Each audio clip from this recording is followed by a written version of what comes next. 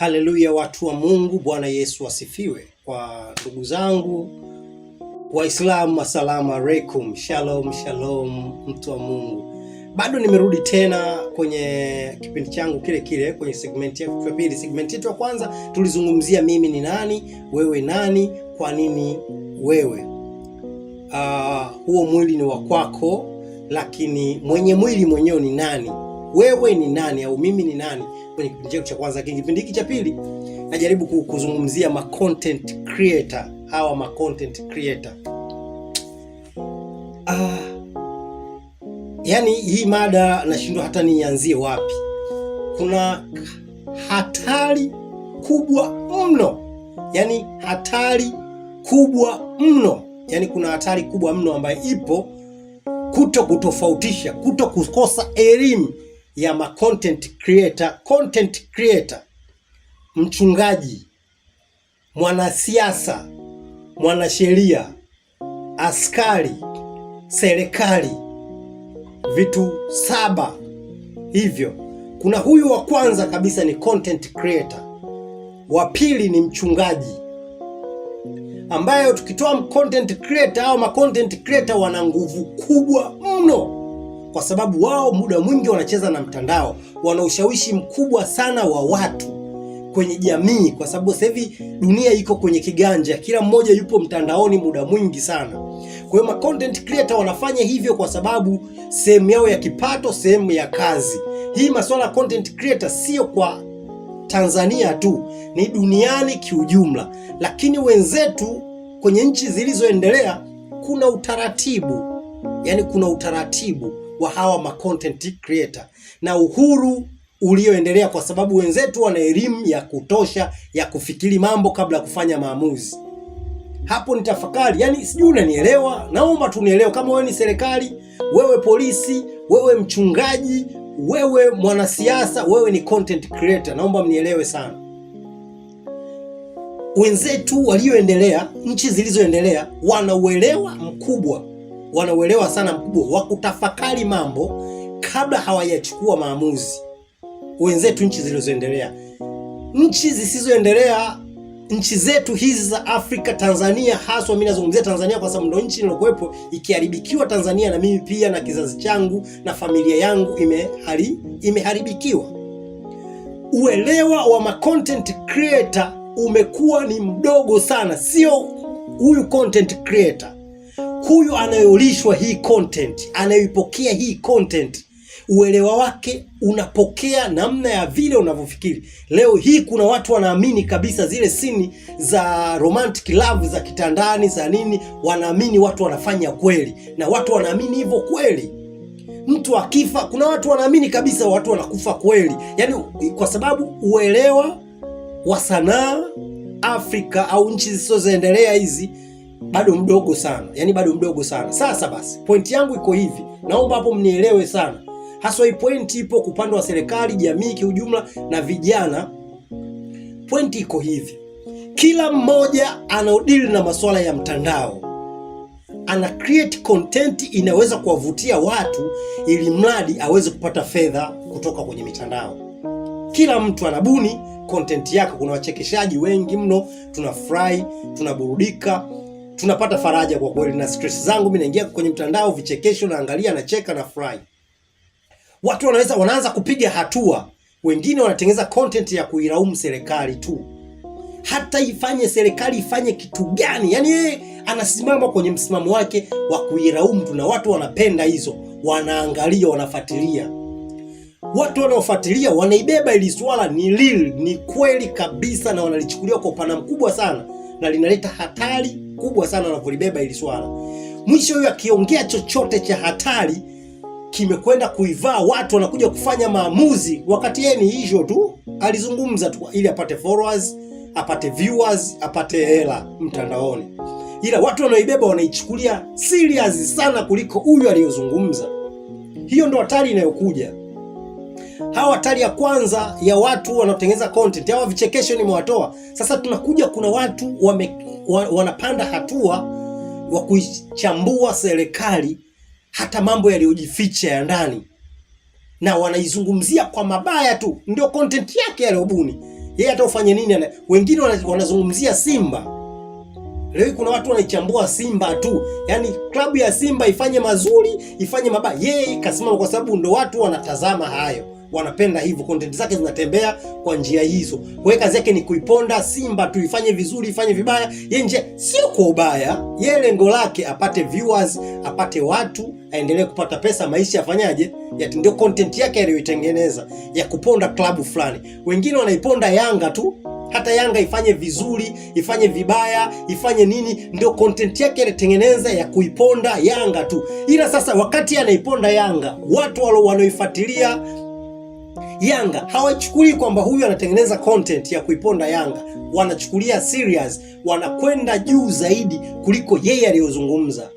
Yeye kaongea simple sana na watu wakamchukulia kawaida sana, lakini walioipokea wakaipokea kwa upana mkubwa sana.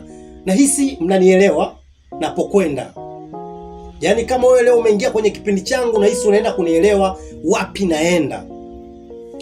Leo kuna watu wachungaji sasa hivi nao wamekuwa ma content creator. Yaani tunashindwa kutofautisha nani mchungaji, nani content creator. Hadi wachungaji sasa nao wanatengeneza content za kuhubiri mahubiri, kusema neno la Mungu. Kuna wakati hawajui wanachokifanya, wanachokifundisha kwenye mitandao, kwa sababu wao wana uwezo wa kuzungumza na ana akaunti yake kubwa, watu wanamfuata, watu wanaamini moja kwa moja kwamba yuko real na wanaanza kufuata mafundisho yake wakati anapotosha watu. Hiyo ndio hatari inayokwenda. Tena wachungaji wakubwa tu, yani anafundisha vitu kwa sababu yeye anatengeneza fedha, hajui nyuma anaharibu watu kwa asilimia ngapi. Watu wanawaharibu akili, wengi wanaamini anachokifundisha ni kweli, lakini yeye alichukua simple sana, alizungumzia kawaida sana, masiala sana, lakini watu walioimeza hiyo content waliamini kweli na wakapanda nayo.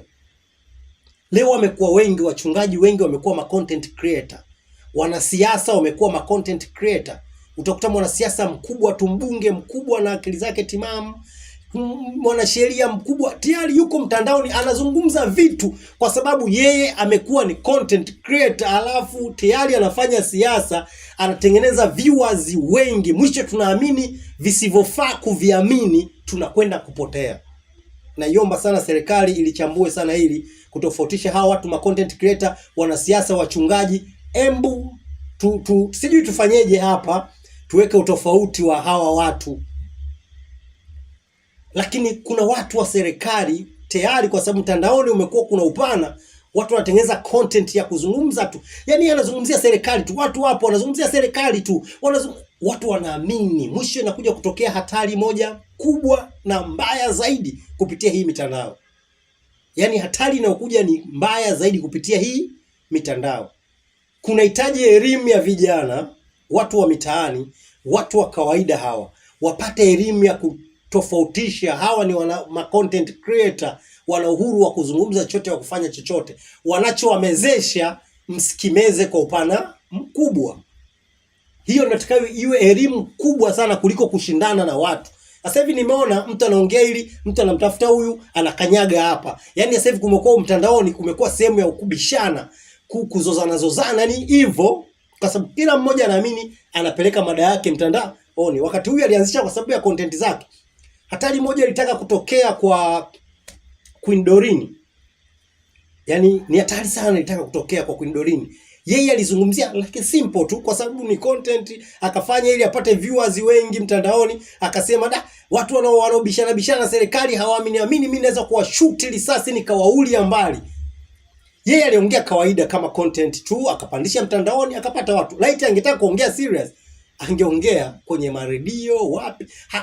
Hata ukimwangalia hakuwa serious kama ilivyochukuliwa ile. Lakini ilivyokuja kupokewa, ilipokewa negative, ikaja kutokea tukio sawa na kile alichokizungumza. Hatari yake ikawa kubwa zaidi. Diamond wakati yupo kwenye gari, alizungumzia simple, vijana tufanyeni kazi jamani, tusilaumu. Serikali ya Mwinyi watu walilaumu, serikali ya ya Mkapa watu tulilaumu, ya Kikwete watu tulilaumu sana, ikaja ya Magufuli tulilaumu, leo ya mama tunaraumu. Embu tufanyeni kazi, tuache kuraumu serikali. Alizungumzia kawaida sana, lakini kilichokuja kutokea kwake watu walimeza kwa negative mbaya, na tukio lilokuja kutokea yani ikawa hatari. Leo hii wasanii wakachukuliwa kama sehemu moja. Leo wasanii hawajui wanasimamia wapi, yani wasanii wenyewe hawajui wanaenda kusimama sehemu gani kwa jamii, tutazungumza nini. Ikawa hatari, kina Nenga, kina nani, yani vikatokea vitu fulani vya hatari sana, kwa sababu tu hivi content tunavyovianzisha, tunafanya content kwa masihara, lakini watu sasa hivi wanameza vile content zetu tunazozifanya, ziwe real, ziwe za uongo, ziwe za masihara, watu wanazimeza kuwa kweli. Halafu kinachokuja kutokea ni hatari kubwa mno. Kwa hiyo mimi kitu ambacho naomba ma content creator, wachungaji, wanasiasa, embu sijui tufanyeje hapa ili tuweke the same, na hawa tunawarisha kuwapa elimu ya kutosha juu ya hizi content zetu tunazozipeleka mtandaoni, kwa sababu zinaweza zikaleta hatari kubwa sana kwenye nchi yetu, ambapo sio kitu poa. Tukawaumiza watu bila sisi kujua kwamba kuna watu tunaumiza kwa sababu ya hizi mada tunazozitengeneza kwenye mitandao.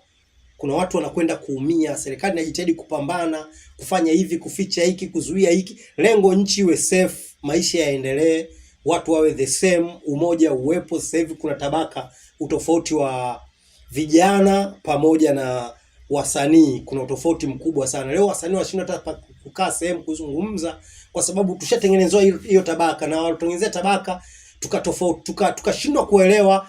Content creator wao tunawalisha vitu vyetu, tukashindwa kuelewesha, jamani, hii kwangu ni masiala tu, nafanya maisha yafanyaje yaende. Asanteni sana kama mmenielewa.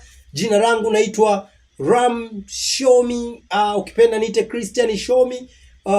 Kama una comment, like, subscribe hapo, pia namba zangu zinapita hapo. Kama una kitu chochote cha kunieleza, chukua namba zangu, njoo WhatsApp tuweze kujadiliana mawili matatu, tuweze kufundishana vijana tumetoka wapi, tunapaswa kwenda wapi.